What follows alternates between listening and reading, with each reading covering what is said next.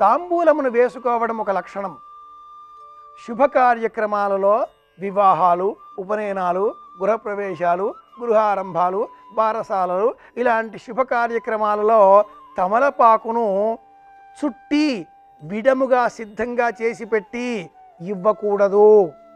ఇది శాస్త్ర ప్రమాణం.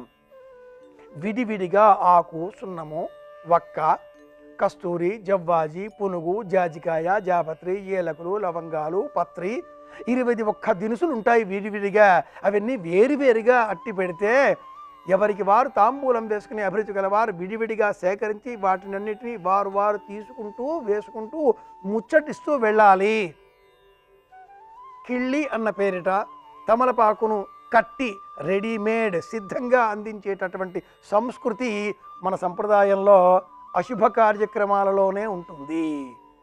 శ్రాద్ధాదికాదులలో అలాంటి సందర్భాలలో వచ్చిన బంధువులు వెళ్ళి వస్తామండి అని చెప్పకూడదు. కనుక వెళ్ళే సమయంలో ఆ తమలపాకు విడం ఇలా పుచ్చుకొని చూచి వెళ్ళిపోతారు, చెప్పరు.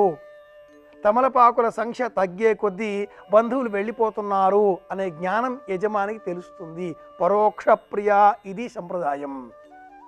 విడిగా ఇచ్చే నేపథ్యంలో ఆకులు తీసుకుని వాళ్ళు కబుర్లు చెబుతూ ముచ్చట్లు చెబుతూ మాటామంతి కలుపుకుంటారు.